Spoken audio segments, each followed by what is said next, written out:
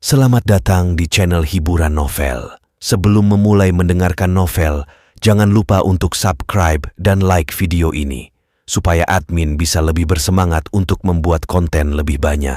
Terima kasih. Bab 316. Harvey tersenyum kejam saat dia meraih leher Wyatt, mengangkatnya dengan satu tangan. Dia menggeram pelan. Apa kau tidak mengerti situasinya? Apa menurutmu jalang tua ini benar-benar bisa melindungimu? Harvey melemparnya dengan kasar. Buk! Dua gigi Wyatt tanggal dan dia menjerit seperti babi yang sedang disembelih. Namun, ini adalah lantai eksklusif CEO. Tidak ada orang lain selain mereka. Hati Tia tercekat saat melihatnya, dia dengan cepat menarik lengan Harvey. Lepaskan dia, Harvey.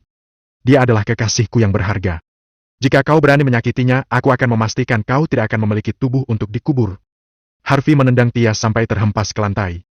Namun, Tia tak mau menyerah. Dia memeluk betis Harvey dan berpegangan. Lepaskan dia! Lepaskan dia! Harvey tersenyum dingin.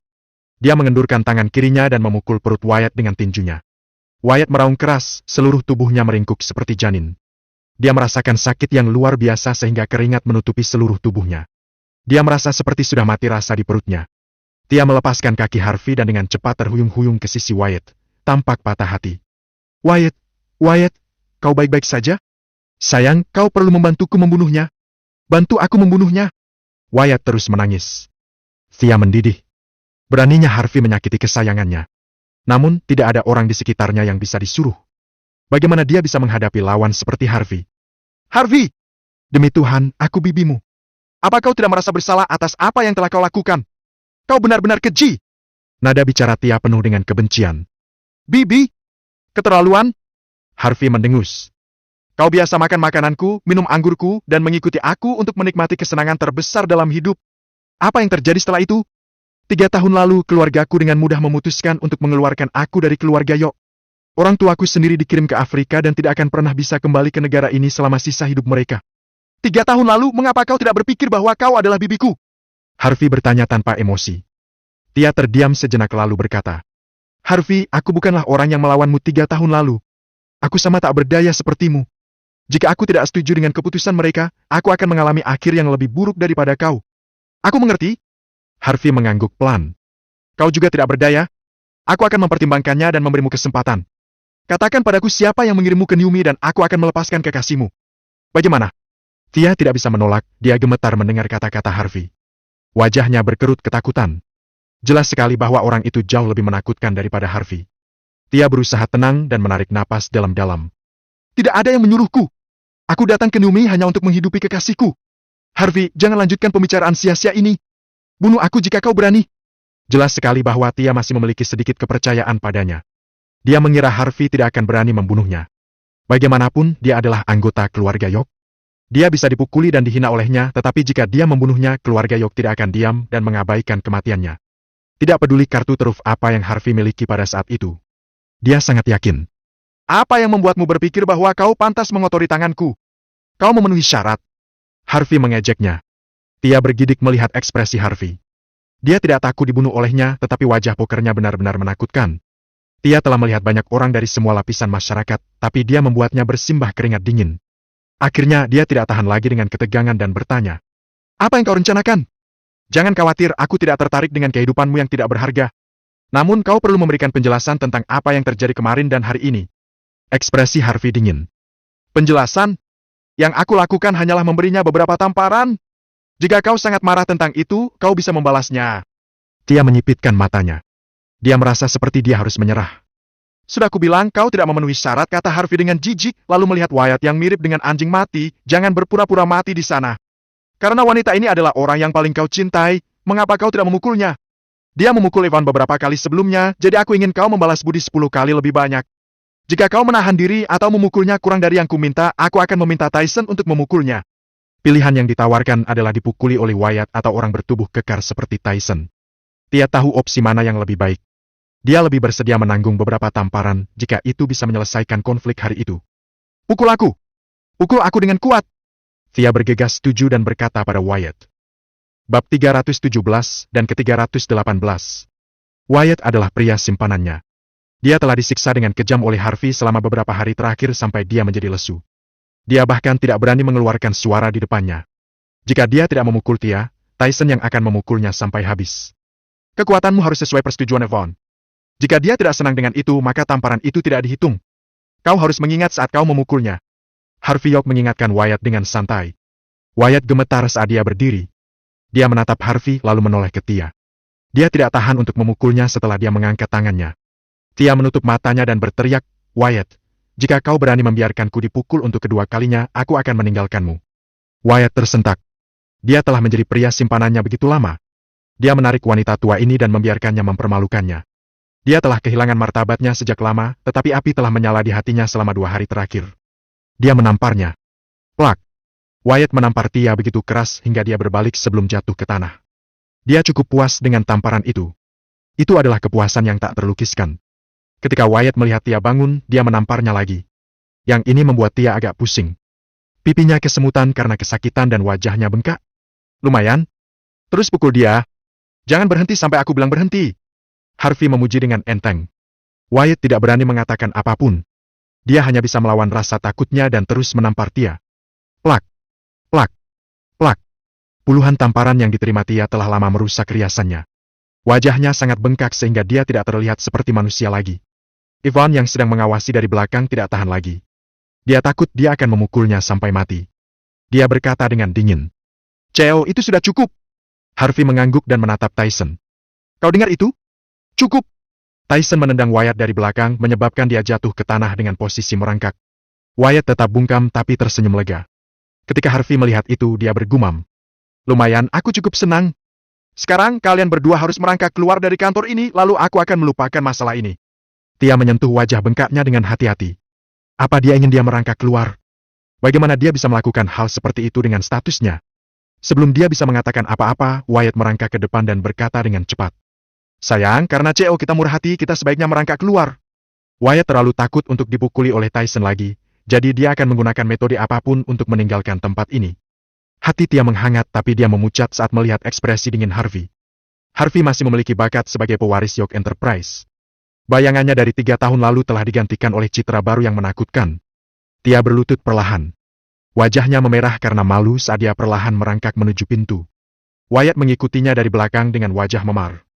Ketika keduanya telah merangkak ke pintu, Harvey berseru. Maukah kau bantu aku menyampaikan pesan? Katakan pada orang di balik ini bahwa jika seseorang dari keluarga York berani datang bahkan setengah langkah ke Nyumhi, aku akan mematahkan kaki mereka. Juga jika aku mendengar gosip tentangku, aku akan memberikan lebih banyak pukulan pada pria simpananmu ini. Pintu kantor CEO ditutup dengan kuat. Tia gemetar saat dia mencoba berdiri. Wajahnya dipenuhi teror ketika dia meninggalkan gedung, melompat ke Bentley-nya seperti kelinci. Dia menghela nafas begitu dia duduk di dalam mobil lalu berbalik dan menendang Wyatt. Kau sampah! Mengapa aku menyimpan sampah sepertimu? Kau akan merangkak hanya karena si brengsek itu memintamu. Bibi Tia, jika kita tidak merangkak, dia tidak akan membiarkan kita pergi. Wyatt hampir menangis. Dia merasa bersalah saat melihat amarah Tia yang mendidih. Dia paham itu dengan baik, tapi dia tidak bisa menerima bahwa dia harus keluar dari tempat Harvey karena kesombongannya. Pria yang dijaganya bahkan hampir melumpuhkan wajahnya karena dipukuli. Dia menendang Wyatt beberapa kali dan dengan marah mencaci. Kau sampah yang tidak berguna. Mulai sekarang kau akan diam dengan patuh di rumah. Jika kau berani mempermalukanku lagi, aku akan mematahkan kedua kakimu. Sementara itu, Harvey mengantar Yvonne dan Wendy ke rumah sakit Nyumhi. Ala merasa penasaran saat melihat kedua wanita di sampingnya. Ada apa dengan Harvey? Dia punya begitu banyak wanita cantik di sisinya dan setiap dari mereka telah dipukuli. Apa yang sedang terjadi? Bab 318. Setelah pemeriksaan menyeluruh Ala, cedera Yvonne dipastikan tidak terlalu serius. Dia hanya perlu istirahat selama 10-15 hari dan dia akan pulih sepenuhnya. Luka Wendy juga tidak serius. Ala memperkirakan dia hanya butuh 3 hari istirahat. Namun mereka berdua pasti tidak bisa pergi bekerja. Mereka perlu memulihkan diri di rumah. Yvonne setuju bahwa dia dan Wendy harus beristirahat dan membiarkan luka mereka sembuh. Harvey perlu mengurus masalah York Enterprise untuk saat ini secara pribadi. Seminggu kemudian, Wendy kembali bekerja. Yvonne masih butuh istirahat beberapa hari lagi. Wendy agak memahami tugas Yvonne, jadi atas instruksi Yvonne, untuk sementara dia mengambil alih pekerjaannya. Di kantor CEO, Harvey sedang melihat beberapa dokumen ketika Wendy dengan hati-hati mengetuk pintu dan masuk. Dia menyerahkan sebuah kartu undangan dan berkata, CEO, keluarga Nesol dari ibu kota akan mengadakan pameran barang antik di Nyumhi. Sepertinya Tuan Nesol sendirilah yang menyelenggarakan ini. Ini adalah undangan yang mereka kirimkan. Apa kau ingin berpartisipasi? Harvey tercengang. Bukannya Rosalie tidak bilang bahwa mereka akan kembali ke ibu kota dalam beberapa hari? Mengapa mereka tiba-tiba mengadakan sesuatu seperti pameran barang antik? Setelah Wendy meninggalkan kantor, Harvey menelpon Rosalie. Nona Neswell, mengapa keluargamu tiba-tiba ingin mengadakan pameran barang antik di Newham? Harvey bertanya dengan rasa ingin tahu. Rosalie gugup karena akhirnya menerima panggilan telepon Harvey. Jantungnya berdebar kencang. Apakah dia mengabaikanku karena aku tidak berinisiatif menghubunginya? Jika aku tidak menekan kakekku untuk menyelenggarakan pameran barang antik ini, dia tidak akan menghubungiku. Kenyataannya, Harvey begitu sibuk dengan urusan perusahaannya sehingga dia lupa bahwa Rosalie akan meninggalkan kota. Setelah menenangkan dirinya, Rosalie menjawab dengan dingin. Kakek kebetulan menemukan barang antik berharga di Newham dan bertemu dengan seorang kenalan lama. Oleh karena itu, dia memutuskan untuk menyelenggarakan pameran. Apa kau tertarik dengan pameran barang antik seperti ini? Jika ya, aku bisa meminta kakek aku untuk mengirim undangan. Lanjut Rosalie. Harvey memegang kartu undangan di tangannya. Sepertinya keluarga Neswell belum mengetahui bahwa dia adalah CEO dari York Enterprise. Setelah memikirkan situasinya, Harvey tersenyum. Kau bisa membantuku memberitahu Master Neswell. Aku tidak memerlukan kartu undangan, aku hanya akan mencarimu ketika waktunya tiba. Oke, kalau begitu kau harus ingat untuk datang. Kau sudah berjanji padaku sekarang. Rosalie segera mengakhiri panggilan. Dia takut Harvey akan melanggar kata-katanya. Dia benar-benar menghormati Shane Neswell, tetapi dia tidak memberinya kunjungan kehormatan hari ini karena dia sibuk. Ini adalah waktu yang tepat baginya untuk menghadiri pameran barang antiknya.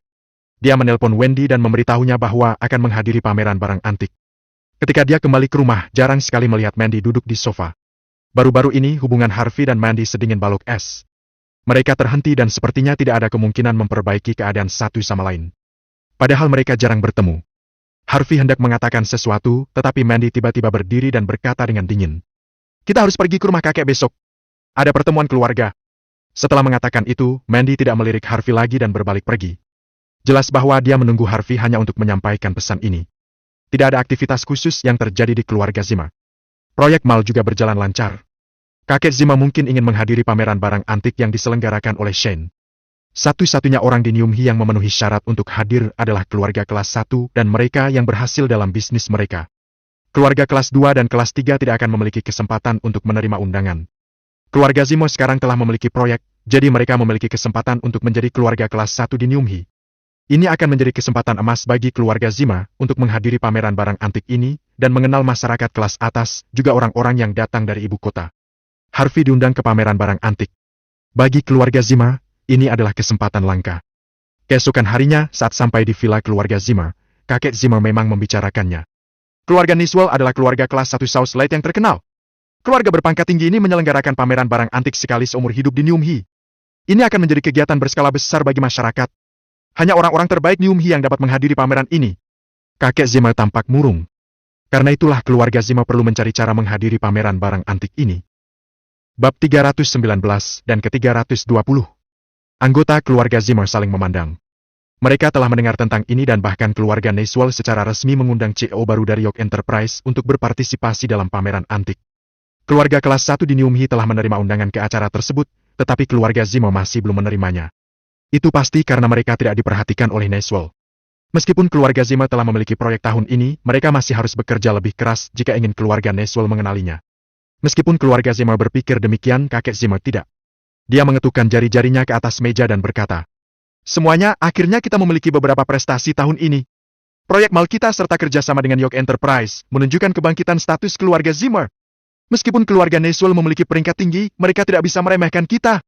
Namun, kita tidak bisa sombong. Zack, Mandy, pergi kunjungi Master Neswell atas nama keluarga Zimmer. Aku mendengar bahwa dia tinggal di sebuah villa di daerah yang indah. Meskipun kakek Zimmer sangat tertarik dengan pameran barang antik, dia tidak akan pernah mengunjungi Master Neswell sendiri karena dia tahu kemungkinan Master Neswell bertemu dengannya terlalu rendah. Dia adalah citra keluarga Zimmer. Jika seorang junior pergi menemuinya dan ditolak, tidak ada yang perlu dipermalukan. Namun, jika dia yang ditolak, reputasinya mungkin akan hancur. Zack sangat tidak menyukai ini. Kakek Zimmer tidak setuju sebelumnya ketika dia meminta menjadi CEO dan sekarang dia ingin dia berurusan dengan hal yang memalukan seperti itu. Dia adalah wakil CEO keluarga Zimmer. Untuk apa dia melakukannya? Namun, karena itu adalah instruksi kakek Zimmer, dia tidak berani menolaknya. Kakek, aku melakukan apa yang kau katakan. Aku sedang belajar keras dan semakin mengenal bisnis perusahaan baru-baru ini. Sepertinya aku tidak bisa pergi untuk sementara ini. Balas Zack licik. Kakek, Mandy adalah sosok yang mudah bersosialisasi dari keluarga Zimmer. Mengapa tidak membiarkannya pergi? Selain itu, lebih baik Harvey ikut dengannya. Dia hanyalah orang yang tidak berguna dan terbiasa dengan hal-hal yang memalukan. Biarkan mereka berdua pergi. Bahkan jika mereka ditolak, keluarga Zima tidak perlu malu. Quinn buru-buru berkata untuk menghindari tanggung jawab jatuh padanya. Mereka pergi dengan niat baik hanya ketika akan bertemu dengan Master Neswell. Kakek Zima memilih Zack dan Mandy karena keduanya bisa mewakili niat keluarga Zimmer dan juga menunjukkan ketulusan mereka. Namun, Harvey tidak memenuhi syarat menurut pandangan kakek Zima. Dia hanyalah menantu numpang terkenal di Nyumhi. Jika keluarga Neswell tahu bahwa keluarga Zima telah mengirim orang yang tidak berguna seperti itu, mungkin akan menyinggung perasaan mereka. Quinn, kau sengaja memastikan bahwa keluarga Zima tidak diundang ke pameran antik? Kakek Zima bertanya dengan dingin. Quinn tiba-tiba merasa kecil hati dan dengan cepat berbisik. Kakek, maafkan aku. Aku jelas tidak bermaksud begitu. Mandy, menurutku kau harus pergi. Kau bahkan berhasil mendapatkan investasi dari York Enterprise. Seharusnya tidak ada masalah jika kau yang pergi, kan? Zack bertanya sambil tersenyum. Dia tahu betul bahwa tidak ada keluarga kelas 2 yang menerima undangan. Bagaimanapun, Mandy akan menanggung semua tanggung jawab jika gagal. Zack masih khawatir tidak punya alasan untuk menyerang Mandy.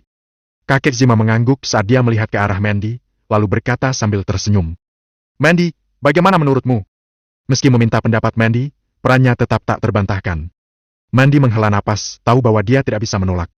Dia memikirkannya sejenak lalu berkata, Kakek, aku akan mengunjungi keluarga Neswell atas nama keluarga Zimmer. Aku akan melakukan yang terbaik, tetapi aku tidak dapat menjamin bahwa tugas itu akan berhasil. Tidak, Mandy. Kau sekarang menjadi manajer proyek keluarga Zimmer dan juga manajer keuangan. Kau adalah salah satu orang terpercaya kakek dan juga orang yang luar biasa. Tentu saja kau dapat membantu keluarga Zima mengambil kesempatan ini. Zack tahu betapa sulitnya persoalan kali ini. Namun, ketika Mandy setuju untuk pergi, dia segera memanfaatkannya, menunjukkan bahwa Mandy harus berjanji. Zack, apa maksudmu? Mandy mengerutkan kening. Bab 320. Aku tidak bermaksud apa-apa. Hanya saja kau melakukannya dengan sangat baik sekarang. Kau bisa menyelesaikan begitu banyak masalah. Masalah sepele seperti ini seharusnya tidak sulit bagimu, kan? Zack tersenyum dan bertanya. Ya, Zack benar. Sekarang semua orang mengakui bahwa kau adalah orang paling kuat di keluarga Zimmer. Lagi pula kaulah yang mendapatkan investasi York Enterprise di Nyumhi. Kalau Mandy, pasti akan berhasil. Mandy, kami bukannya membuatmu stres. Terkadang tekanan bisa berubah menjadi motivasi, ya kan? Mandy tidak bisa berkata-kata. Zack sengaja mempersulit Mandy. Banyak anggota keluarga Zimmer juga setuju dengannya setelah mendengar itu. Singkatnya, dia tidak mau berurusan dengan hal-hal yang memalukan seperti itu. Apalagi belakangan ini Mandy sangat ketat dengan pengelolaan keuangan perusahaan. Banyak anggota keluarga Zima tidak dapat mencoba untuk mendapatkan keuntungan perusahaan dan tidak terbiasa dengannya. Makanya mereka pun tak mau melewatkan kesempatan untuk mengincar Mandy. Baik. Semuanya diam. Di antara semua orang yang hadir, hanya kakek Zima yang tahu betapa pentingnya masalah ini bagi keluarga Zima. Kakek Zima biasanya akan membantu Zack menekan Mandy, tetapi dia mengubah sikapnya hari ini. Dia memandang Mandy dan berkata, Mandy, pergi dan lakukan yang terbaik. Bahkan jika kau gagal, aku tidak akan menyalahkanmu. Ini karena kakek Zima tahu bahwa jika Mandy bersedia pergi, mereka mungkin masih punya kesempatan. Namun, jika dia memaksa Mandy dan menolak untuk pergi, maka keluarga Zima tidak memiliki kesempatan sama sekali. Bahkan jika dia tidak puas dengan Mandy, dia harus membujuknya. Mandy berada dalam situasi yang membingungkan. Semakin kakek Zima bertindak seperti ini, dia semakin stres. Dia tahu jika dia gagal, Zack dan yang lainnya akan menggunakan ini sebagai alasan untuk menekannya. Bahkan kakek Zima yang memperlakukannya dengan baik sekarang akan mengubah sikapnya lagi. Bagaimanapun, hal semacam ini sudah terjadi selama ini. Lillian nampak sangat jengkel. Ini adalah jebakan dan semuanya mendorong Mandy ke dalamnya. Tidak ada dari mereka yang mau membantunya. Kakek, aku... Saat Mandy hendak berbicara lagi, Harvey tiba-tiba menghela napas dan berdiri. Kakek Zima, biarkan aku yang pergi. Harvey tampak tenang. Meski tak memiliki ketertarikan sedikit pun untuk membantu keluarga Zima, ia tak ingin Mandy mengalami kesulitan. Semua orang langsung tertawa saat mengatakan ini. Apa dia sadar posisinya? Membiarkannya bertemu Tuan Neswell atas nama keluarga Zima. Sesuatu yang mencurigakan pasti terjadi jika dia tidak diusir. Harvey, sepertinya kau lupa membawa otakmu saat keluar hari ini. Mengirimmu itu memalukan bagi keluarga Zima. Lagi pula, tidak hanya keluarga Zima yang akan dipermalukan, kau bahkan mungkin menyinggung Neswell. Siapa yang dapat memikul tanggung jawab itu? Zack berdiri dan tersenyum meremehkan. Harvey, kau begitu sombong akhir-akhir ini. Apa karena Mandy memperoleh kekuasaan baru-baru ini? Kau pikir kau telah menjadi orang penting dalam keluarga Zima? Kau hanya menantu. Mengapa ikut campur dalam semua urusan kami? Kau mau menjadi CEO dari keluarga Zima? Ekspresi kakek Zima menjadi gelap ketika dia mendengar kata-kata itu. Zack mengisyaratkan bahwa jika dia tidak membiarkan dia menjadi CEO, maka menantu ini mungkin akan menjadi CEO dan mengambil semua dari keluarga Zima. Zack cukup berani. Dia bahkan berani mengatakan hal seperti itu. Kakek Zima tidak berbicara. Sebaliknya, dia ingin melihat bagaimana Zack menangani masalah ini. Seperti yang kau katakan, aku bukan anggota keluarga Zima. Aku diundang oleh keluarga Neiswell untuk berpartisipasi dalam pameran antik, tetapi itu tidak berarti keluarga Zima juga diundang. Namun, aku bersedia mencoba demi keluarga Zima, demi Mandy. Kata Harvey acuh tak acuh. PV50. Quinn menutup mulutnya saat dia menahan tawa. Harvey, kau benar-benar orang yang luar biasa. Kau berbicara seolah-olah kau diundang ke acara tersebut. Tidakkah menurutmu kau terlalu membual? Aku memang diundang dan wanita muda dari Neiswell yang mengundangku, kata Harvey dengan tenang. Terima kasih telah mendengarkan cerita novel. Sampai ketemu kembali di video berikutnya.